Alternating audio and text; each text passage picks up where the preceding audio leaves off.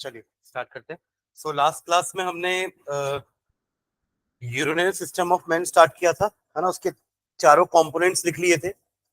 Those were kidney, फिर ureter, bladder and urethra, है ना। और हमने देखा था कि किडनी का मेन फंक्शनल यूनिट क्या था, नेफ्रॉन्स। और नेफ्रॉन्स का डायग्राम मैंने आज आप लोग को भेजा था, किडनी का भी डायग्राम भेजा था। नेफ्रॉन का डायग्राम ये जो मैंने भेजा ये इजी है थोड़ा, स्कूल आपके जो बुक में एनसीईआरटी में थोड़ा सा और टफ दिया हुआ है डायग्राम, ठीक है। तो इसको बनाना, इसमें सारे लेबलिंग भी सब है ना। तो वो डायग्राम जो आपने बनाया है उसी के बारे में लिखना है अपने को कि नेफ्रॉन्स में क्या क्या है। अपन कुछ स्टार्ट किए थे क्या नेफ्रॉन के बारे में? हाँ, टाइप्स नहीं है, पार्ट्स। हाँ, नेफ्रॉन तो एक ही टाइप का होगा ना, पर उसके अंदर दो पार्ट्स हैं। एक है बोमेन्स कैप्सूल और दूसरा है नेफ्रिक ट्यूब्यूल, ठीक है। तो आपने डायग्राम बनाया हुआ था, कुछ समझ में आया कि बोमेन्स कैप्सूल क्या है। एक फनल शेप का जो आपने कप शेप का बनाया था ना, दैट वाज बोमेन्स कैप्सूल। और एक्चुअली मैंने डायग्राम को थोड़ा क्रॉप किया था। राइट साइड में एक और नेफ्रॉन था जो यूरिन कहाँ डाल रहा था, कलेक्टिंग डक्ट में। आपने बनाया हुआ तो देखा होगा ना कि राइट हैंड साइड में कलेक्टिंग डक्ट है, उसी के एक साइड इस तरफ भी एक और नेफ्रॉन था। मतलब आपने जो डायग्राम बनाया है उसमें ये आपका कलेक्टिंग डक्ट है, इधर आपने पूरा बनाया होगा एक बोमेन्स कैप्सूल, है ना। फिर यहाँ पे थोड़ा कॉन्वोल्यूशन, फिर वो लूप ऑफ हेनले, फिर convolution and ultimately collecting duct में आ रहा था। ऐसा ही एक और नेफ्रॉन यहाँ भी बना हुआ था उस डायग्राम में। तो ऐसे मिलियंस ऑफ नेफ्रॉन्स हैं जो अपना यूरिन जो बना के कहाँ दे रहे हैं, कलेक्टिंग डक्ट में, ठीक है। चलिए बोमेन्स कैप्सूल के बारे में लिखेंगे। सबसे पहले डालेंगे Bowman's capsule, BOWMAN', Bowman's capsule, Bowman's capsule.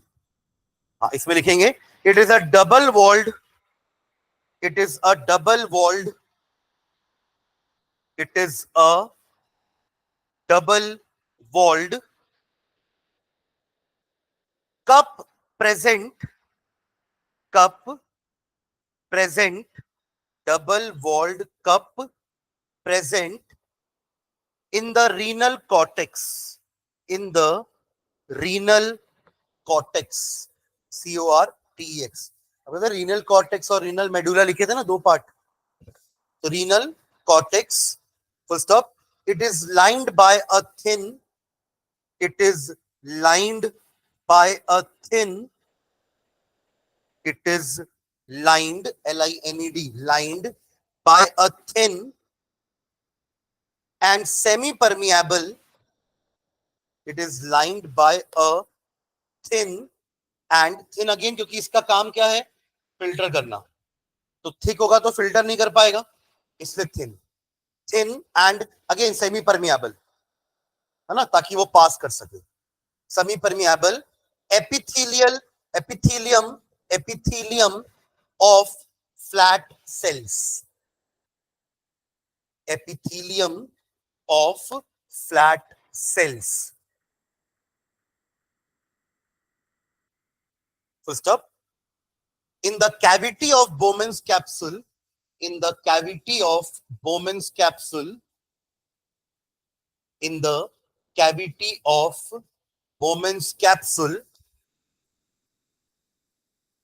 Cavity मतलब जो आपने कप से बना ना, इसको कैविटी बोल रहे हैं। कैविटी मतलब जहां गैप है ऐसा, तो कैविटी बोल रहे हैं।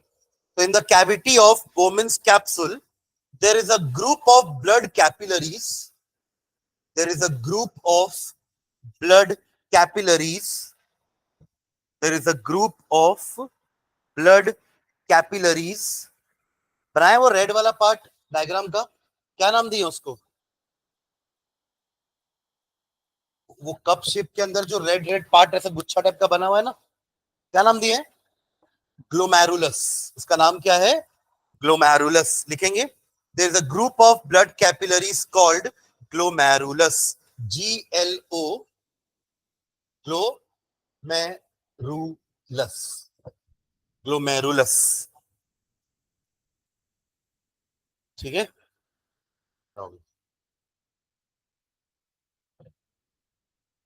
There's a group of blood capillaries called glomerulus.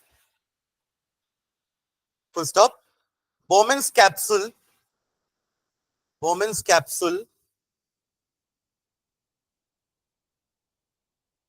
and glomerulus, Bowman's capsule and glomerulus are collectively called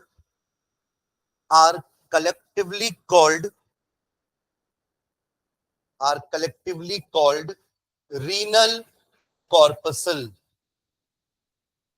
Are collectively called renal corpuscle. ये अपन कॉर्पसल वर्ड आरबीसी में भी देखे थे ना, red blood corpuscles, white blood corpuscles. ठीक है, next full stop लगा के एक सेंटेंस देखेंगे. Glomerulus act as an ultra filter. यही होने वाला है फिल्ट्रेशन, वही ब्लड कैपिलरीज में.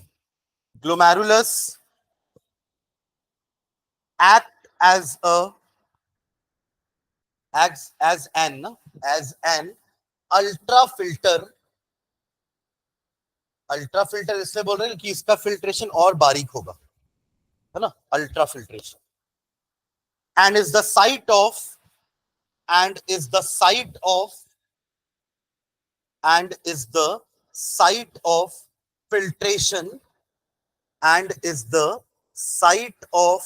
filtration under pressure. Filtration under pressure called ultrafiltration.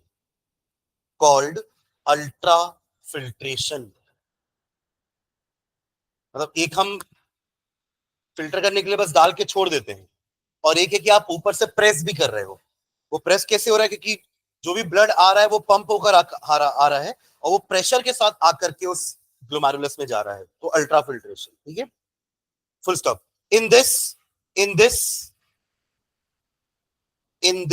large amount of water,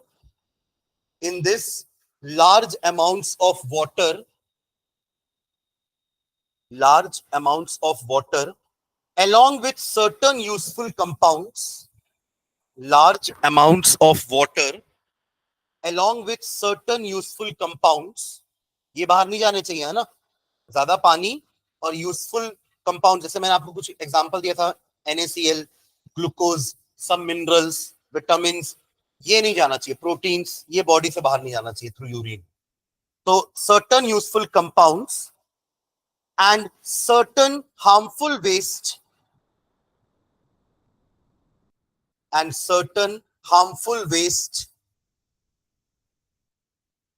are filtered out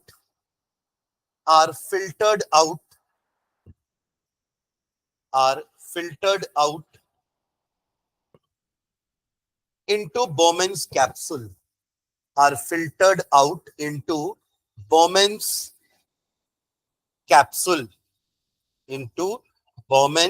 Apostrophe s लगा देना, capsule. Full stop. The filtrate so formed. Filtrate, ये word मैंने बताया था आपको. फिल्ट्रेट जो फिल्टर होकर के नीचे आया है, जो रह गया वो residue. The filtrate so formed is called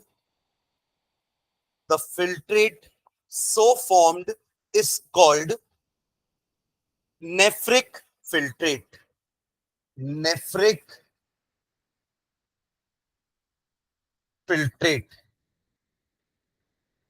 इसका एक और नाम है ग्लोमेरुलर फिल्ट्रेट.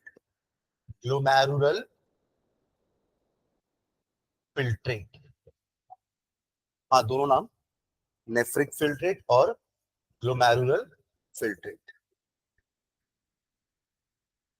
ठीक है, ये बात हो गई बोमेंस कैप्सूल की. ठीक है, फर्स्ट पार्ट हमारे नेफ्रॉन का.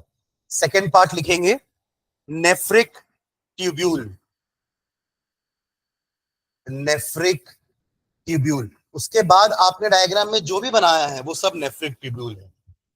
ठीक है, जिसमें आप देख रहे हो कि यू शेप्ड वाला भी है जो नीचे स्ट्रेट जा रहा है, और कॉन्वोल्यूशन वाला भी है जो ऐसा फोल्डिंग्स जैसा है ना.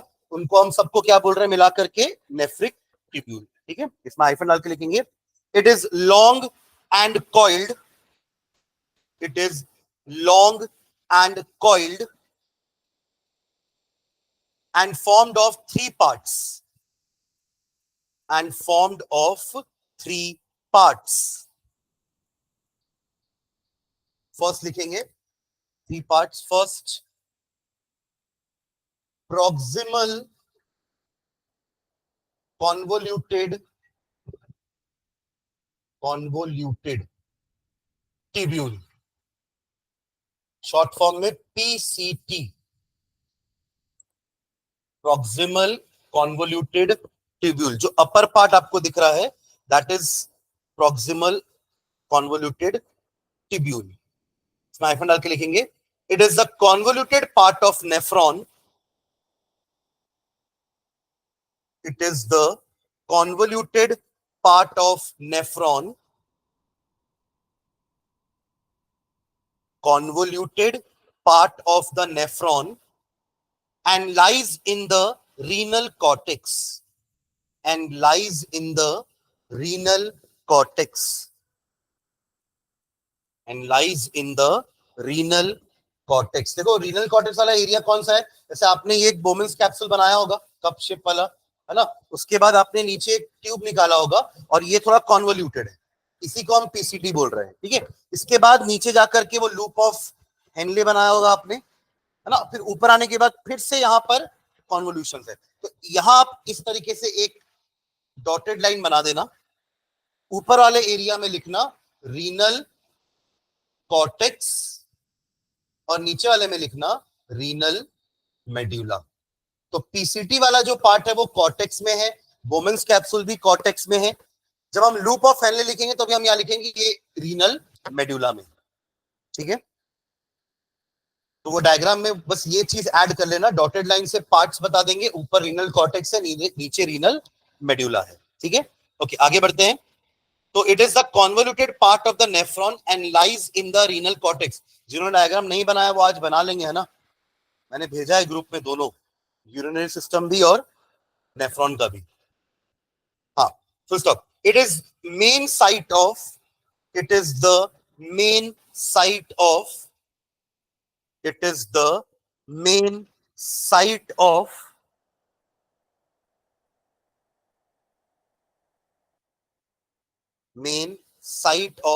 selective reabsorption. Selective reabsorption, दोनों वर्ड का अपना अपना मीनिंग है ना। सेलेक्टिव चीजों को एब्जॉर्ब करेगा, ऐसा नहीं कि वेस्ट को भी एब्जॉर्ब कर लेगा। फिर फिल्टर करने का मतलब क्या दिया? फिल्टर करके हम यही तो चाह रहे हैं ना कि वेस्ट अलग हो जाए ब्लड से, पर वेस्ट के साथ साथ सर्टेन यूजफुल सब्सटेंस भी चले गए और बहुत सारा पानी भी चला गया, तो वो सर्टेन यूजफुल सब्सटेंस और पानी बाहर नहीं जाने चाहिए। इसलिए ये नेफ्रिक ट्यूब्यूल क्या करने वाला है? उन सब यूजफुल मटेरियल को एब्जॉर्ब करने वाला है। इसलिए सेलेक्टिव वर्ड आया कि सिलेक्शन करके वेस्ट को जाने देगा, यूजफुल मटेरियल को एब्जॉर्ब करेगा। और रीअब्जॉर्प्शन वर्ड क्यों यूज कर रहे हैं? क्योंकि ये सारे यूजफुल मटेरियल पहले ही एक बार एब्जॉर्ब हो चुके हैं इंटेस्टाइन में, इसलिए अब यहां पे अपन वर्ड क्या यूज कर रहे हैं? रीअब्जॉर्प्शन। क्लियर है? सेलेक्टिव रीअब्जॉर्प्शन ऑफ चीजों के नाम लिखते हैं एक एक करके, of sodium, comma calcium, comma glucose, comma amino acids.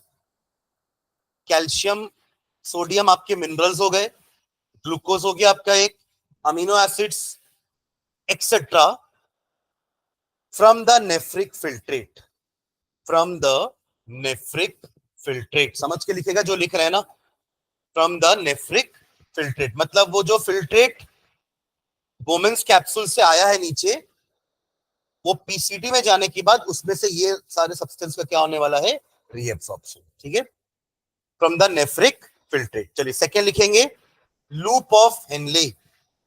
ये फर्स्ट पार्ट हो गया। Second part, loop of Henle, HENLE, loop of Henle, hyphen डाल के। It is a U shaped tubular structure, it is a U shaped tubular structure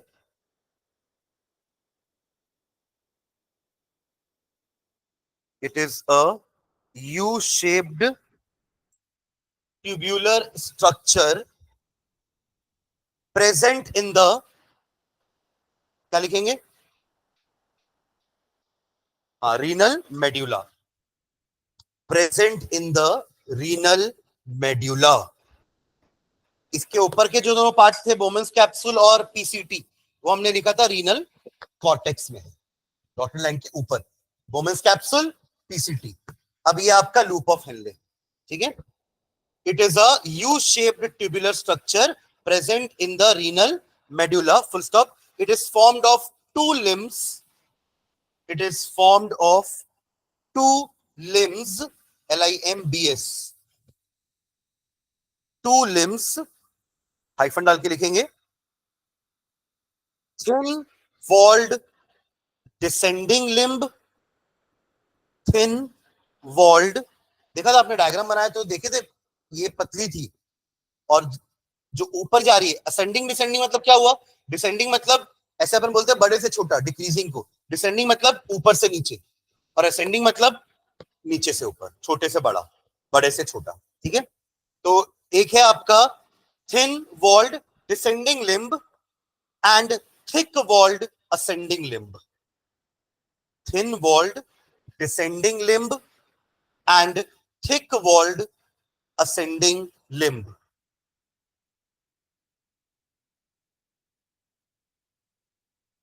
ठीक है, इनका काम भी एब्जॉर्प्शन का ही है, ठीक है। तो फुल स्टॉप करके लिखेंगे, descending limb, descending limb,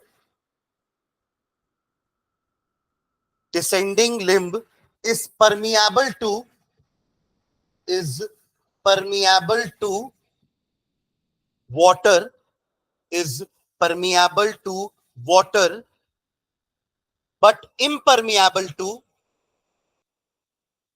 but impermeable to, descending limb is permeable to water, मतलब वाटर एब्सॉर्ब कर लेगा, but impermeable to minerals like NaCl, minerals like NaCl,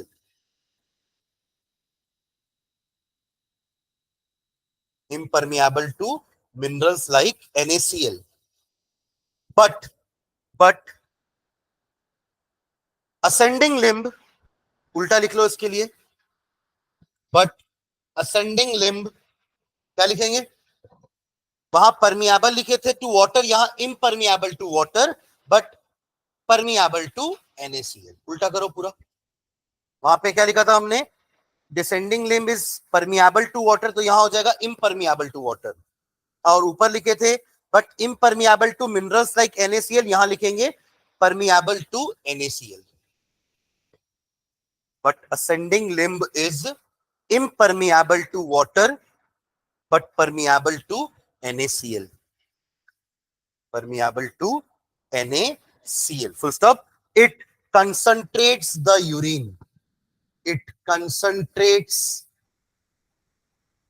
the urine, ये कंसंट्रेट वर्ड याद है आपको, लास्ट क्लास में हमने डिस्कस किया था, कंसंट्रेट एंड डाइल्यूट। तो कंसंट्रेट वो होगा जिसमें सॉल्यूट ज्यादा होगा, सॉल्वेंट कम होगा, जैसे शुगर वाटर में, अगर शुगर बहुत ज्यादा है तो उसको कंसंट्रेटेड बोलेंगे, और शुगर कम है, पानी ज्यादा है, तो उसको अपन डाइल्यूट बोलेंगे। तो यहां तो हम चाहते हैं ना कि पानी कम से कम जाए, नाइट्रोजीनियस वेस्ट ज्यादा जाए, इसलिए उसके लिए पानी को निकालना पड़ेगा, तो पानी को डालने के प्रोसेस को डाइल्यूशन बोलते हैं, और पानी हटाने के प्रोसेस क्या बोलेंगे, कंसंट्रेट करना, ठीक है। चलिए, इट कंसंट्रेट्स द यूरिन। चलिए थर्ड पार्ट में आते हैं, ये लूप ऑफ हेनले हो गया, थर्ड पार्ट में आ जाइए, distal, DISTAL, distal convoluted tubule, DISTAL, third part, DCT short form है, DCT, डिस्टल, ऊपर था प्रॉक्सिमल, ये है डिस्टल कॉन्वोल्यूटेड ट्यूब्यूल, ये लास्ट पार्ट है, हाइफन डाल के लिखेंगे, it is a convoluted part, again ये ऊपर आ गया ना फिर से,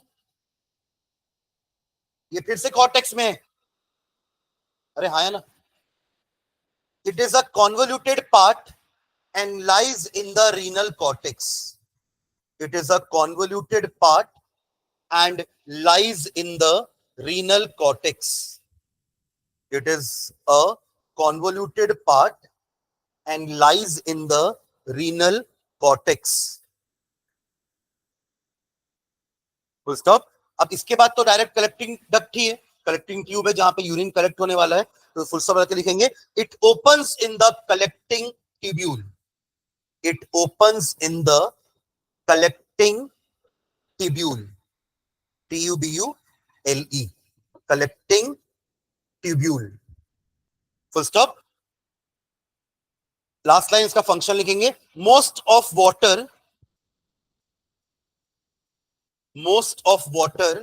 अभी भी कुछ वाटर बच गया, मतलब most of water from the nephric filtrate, most of water from nephric filtrate is reabsorbed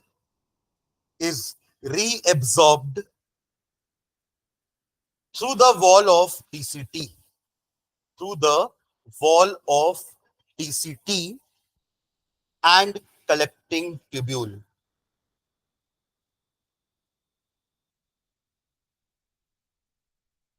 Wall of DCT and collecting tubule. ठीक है, तो ये हमारा पूरा फंक्शन हुआ और स्ट्रक्चर हुआ नेफ्रॉन का. तो क्वेश्चन आया है कई बार कि right the structure and function of nephron, तो उसमें आपको ये इतना पूरा करना है विद डायग्राम. ठीक है, चलिए प्लांट्स का एक्सक्रीशन लिखते हैं. हेडिंग डालेंगे next, excretion in plants. Excretion in plants. Excretion in plants.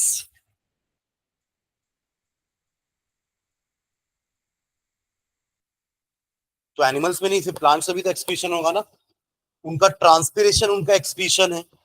Stomata से जो पानी का लॉस हो रहा है, स्टोमेटा से जो कार्बन डाइऑक्साइड बाहर जा रहा है, फोटोसिंथेसिस के वक्त ऑक्सीजन जो बाहर जा रहा है, ये सब क्या है, उनका वेस्ट है.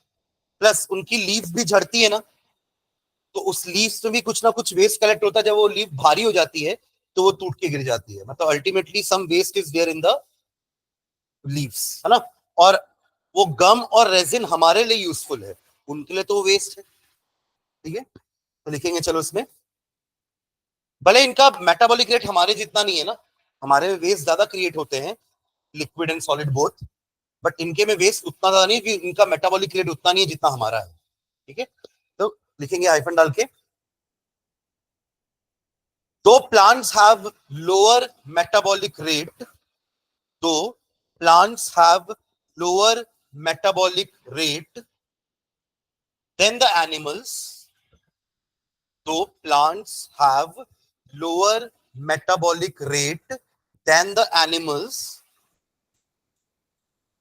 yet many types of waste are generated, yet many types of waste are generated, yet many types of wastes are generated during their body functions, during their body functions, during their body functions.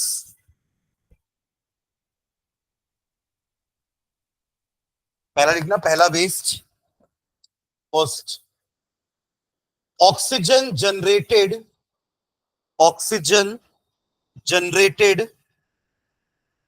Photosynthesis के कौन से phase में oxygen बन रहा था. दो phase पढ़े ना अपन, लाइट फेज और डार्क फेज. तो ऑक्सीजन कब बन रहा था, डार्क फेज में. कैसे, लाइट के प्रेजेंस हो रहा था. आपका वाटर तो लाइट के प्रेजेंस में ब्रेक हो रहा था H2 और O2 में. हमने नाम भी दिया था फोटोलिसिस. इस प्रोसेस को क्या नाम दिए थे, फोटोलिसिस, क्योंकि लाइट इसको ब्रेक कर रही है. फोटो मतलब लाइट, लिसिस मतलब ब्रेकिंग.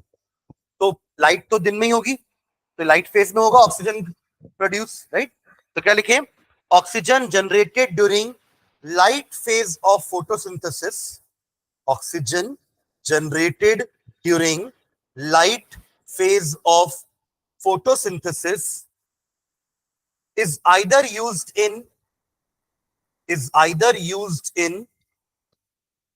एरोबिक रेस्पिरेशन, रेस्पिरेशन के लिए ऑक्सीजन तो प्लांट्स को भी लगता है ना, is either used in aerobic respiration or is lost in the atmosphere, or is lost in the atmosphere, or is lost in the atmosphere through stomata, through stomata, or is lost in the atmosphere through stomata. Bracket में क्या लिखोगे इसके बाद? इस process का नाम क्या है? Transpiration, transpiration.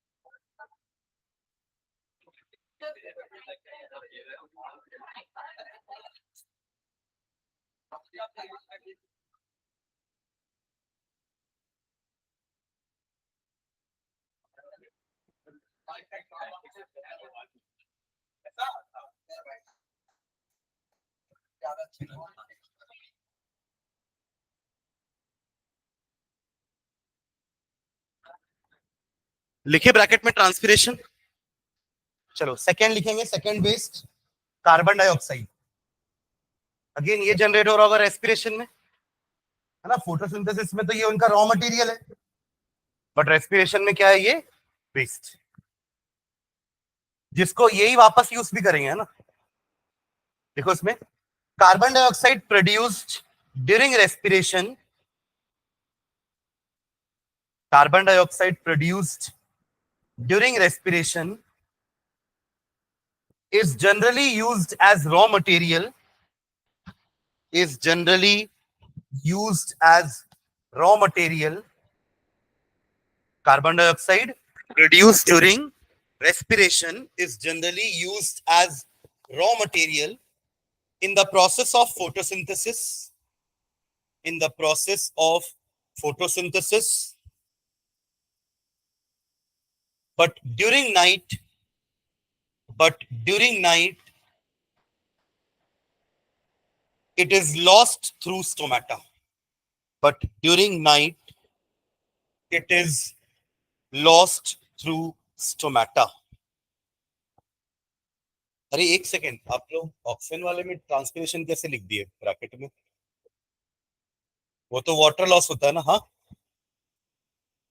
हाँ, डिफ्यूजन होगा तो क्यों लिखे? मैं बोला तो उसके बाद बोले भी नहीं कि नहीं सर यहाँ कैसे आएगा ट्रांसपिरेशन, वो तो वाटर लॉस को ट्रांसपिरेशन बोलते हैं ना। ठीक करो उसको, ऑक्सीजन वाले में ट्रांसपिरेशन काट देना, एकदम गंदा वाला काटना कि दिखना भी नहीं चाहिए कि कभी लिखे थे ट्रांसपिरेशन, समझ रहे हो क्या? इतना मत करना कि पेज ही पट जाए, पीछे वाला भी कट जाए, पीछे वाला भी कट जाए था, ठीक है? हाँ, वहां डिफ्यूजन लिखो, प्रोसेस का नाम क्या लिखोगे? डिफ्यूजन, ब्रैकेट के अंदर डिफ्यूजन, ठीक है? हाँ चलो वापस आ जाओ। But during night it is lost through stomata bye diffusion, यहां भी डिफ्यूजन, गैसेस का तो डिफ्यूजन से ही लॉस होगा, ठीक है? चलो थर्ड लिखेंगे C, excess of water, excess of water, excess of water is lost either by the process of transpiration, is lost either by the process of transpiration, is lost either by the process of transpiration or transpiration के bracket में लिखो loss of water, loss of water through stomata, through stomata, comma cuticle, C-U-T-I-C-L-E, cuticle or lenticles, cuticles और lenticles। अब इनका क्या meaning है समझना। देखो क्यूटिकल लीव्स में होता है, एक वैक्सी कोटिंग होती है जिससे वाटर लॉस हो सकता है, मतलब लीव्स के सरफेस से भी वाटर लॉस हो सकता है। हालांकि ट्रांसपिरेशन मैक्सिमम तो स्टोमेटा से ही होता है, मतलब 90% से ऊपर ट्रांसपिरेशन स्टोमेटा से होगा। थोड़ा बहुत जो वाटर लॉस होता है वो या तो क्यूटिकल जो लीव्स के ऊपर सरफेस है उसको बोल रहे हैं अपन, उसकी कोटिंग से भी हो सकता है, या फिर लेंटिकल्स जो हमारी वुडी स्टेम होती है ना, ओल्ड स्टेम जिसका स्टेम वुडी होगा, उनमें भी छोटे छोटे पोर्स हो जाते हैं जहां से वाटर आ सकता है, उसको लेंटिकल्स बोलते हैं। तो क्यूटिकल लीव्स में है और लेंटिकल्स स्टेम में है, वो भी किस टाइप के में? वुडी स्टेम में, ओल्ड स्टेम में, ठीक है? तो इनमें से पर ये ट्रांसपिरेशन का कंट्रीब्यूशन बहुत कम है, मैक्सिमम कंट्रीब्यूशन किसका है? स्टोमेटा का। क्योंकि देखो ना कितनी सारी लीव्स है, हर लीव्स के नीचे वाले सरफेस में स्टोमेटा है ना? तो हर स्टोमेटा से ट्रांसपिरेशन हो रहा है, राइट? इसलिए मैक्सिमम ट्रांसपिरेशन किसके थ्रू हो रहा है? स्टोमेटा। तो तीन टाइप के ट्रांसपिरेशन होते हैं, स्टोमेटल, लेंटिकल, क्यूटिकल, जिसमें मैक्सिमम मेजॉरिटी किसकी है?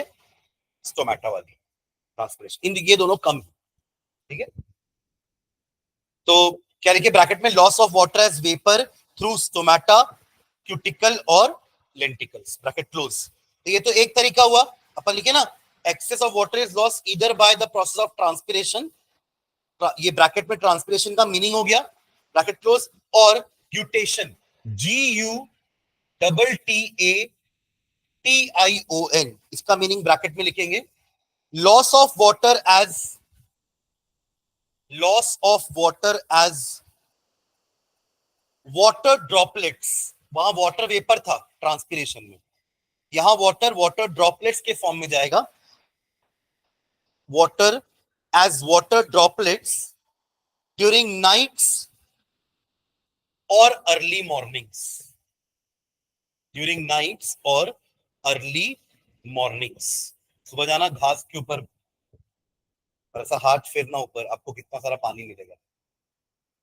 अब वो ओस भी है और प्लांट से भी वाटर का लॉस हो रहा है एज वाटर ड्रॉपलेट्स। ठीक है, चलिए नेक्स्ट फोर्थ वेस्ट। ये 3 वेस्ट हो गए प्लांट्स के। फोर्थ एब्सिशन, ABSCISSION,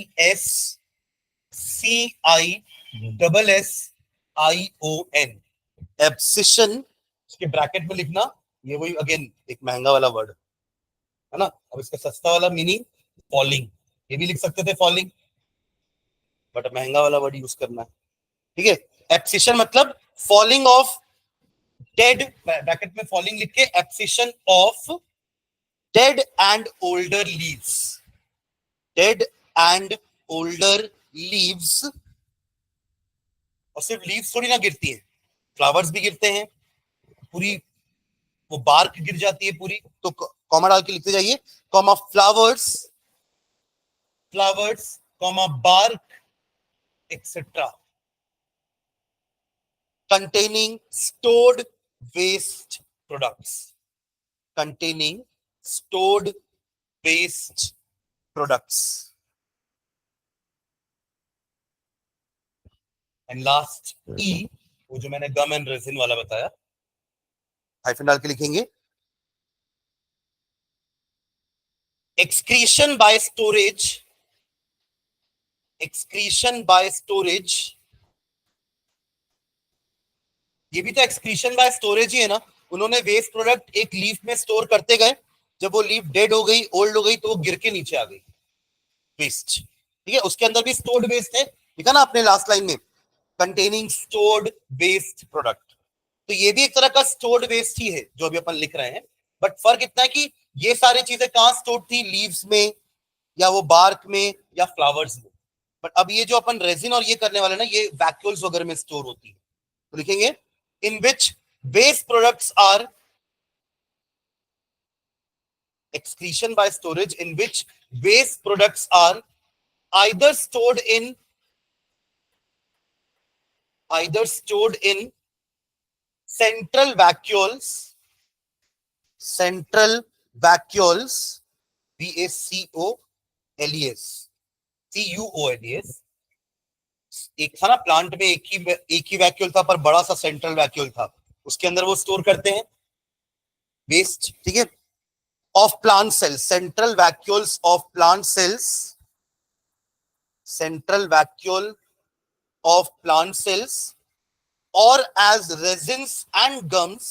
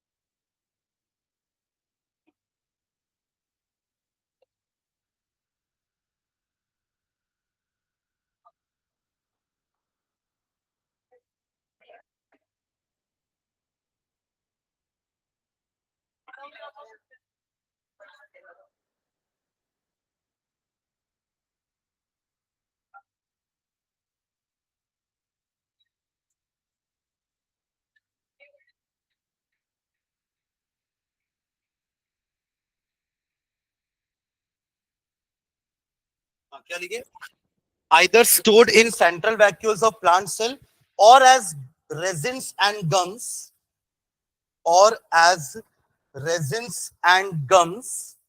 ये कहां स्टोर होते हैं? इसके बीच में, हाँ मतलब वही जाइलम, वही तो होता है ना जाइलम फ्लोएम। तो as resins and gums in old xylem elements, resins and gums in old xylem elements, in old xylem elements, ठीक है। ओके, नोट करके ना एक पॉइंट लिखेंगे अपन ने, वो आर्टिफिशियल किडनी वाला पॉइंट छोड़ दिया। हमने बात की थी ना लास्ट क्लास में कि अगर दोनों किडनी फेल हो जाएगी तो हम क्या करेंगे, डायलिसिस, उसी को अपन आर्टिफिशियल किडनी बोलते हैं या हीमोडायलिसिस बोलते हैं, ठीक है। तो नोट करके पॉइंट लिखेंगे, haemodialysis, HAEMO, haemodialysis, HAEMO, haemoglobin वाला haemo, then dialysis, DIALYSIS, haemodialysis, bracket में artificial kidney, artificial kidney, hyphen डाल के इसका प्रोसेस का डेफिनेशन लिखना। It is the process of removing, it is the process of removing unwanted and toxic substances,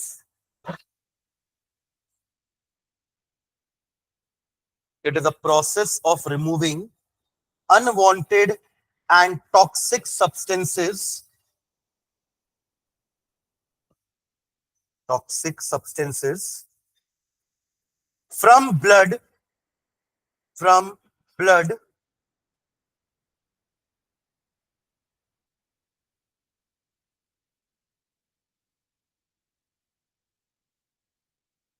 through a semi-permeable membrane, through a semi-permeable membrane,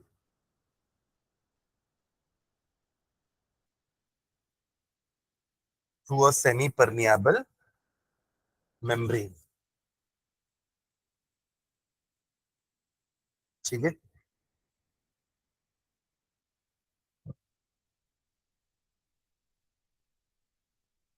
next time बेटा, it is needed, it is needed, it is needed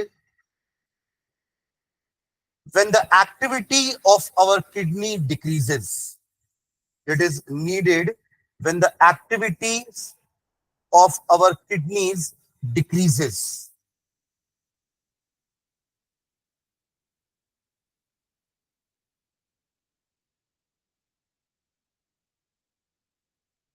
so stop this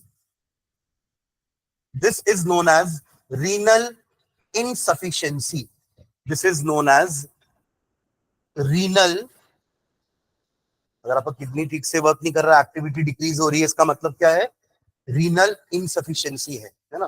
this is known as renal insufficiency या फिर renal failure बोल सकते हैं, kidney fail बोलते हैं ना, kidney fail हो गई है, तो रीनल फेल्यूर या किडनी फेल्यूर या renal insufficiency, which results in accumulation of, which results in accumulation of, अब वो वेस्ट बाहर नहीं जा पा रहा है, फिल्टर नहीं हो पा रहा है, तो वो एक्यूमुलेट होता रहेगा, तो which results in the accumulation of toxic nitrogenous waste, toxic nitrogenous waste, which is generally fatal, which is generally fatal, FATAL, हानिकारक है, खतरनाक है, जानलेवा। So full stop, last line. So there is a need of an artificial kidney,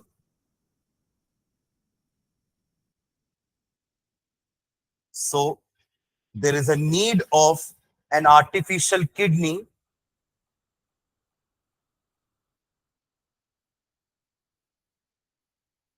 to remove such toxic compounds. So there is a need of an artificial kidney to remove such toxic compounds from such patients, from such patients, है ना, which are suffering from renal failure, ठीक। तो इतना ही था हमारा ये chapter. Book लेके आए हैं तो थोड़ा स्टार्ट करते हैं इन टेक्स्ट क्वेश्चन। देखो फर्स्ट क्वेश्चन कौन से पेज पर है, लाए बुक रखें, एनसीईआरटी। ये चलो नेक्स्ट क्लास में लेकर आना है ना। तो नेक्स्ट क्लास में ये क्वेश्चन आंसर्स कंप्लीट करते हैं। टोटल 21 और 34 क्वेश्चंस हैं, ठीक है।